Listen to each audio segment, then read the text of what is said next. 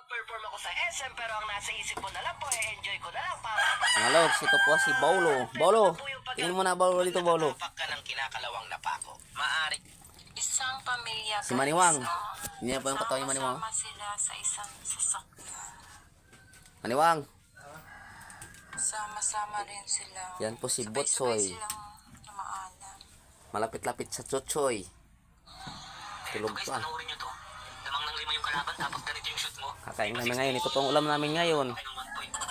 Pusit. Ano ang Pusit na kaisa-isang maliliit. butas na nabanggit sa kantang Leron-Leron Sinta?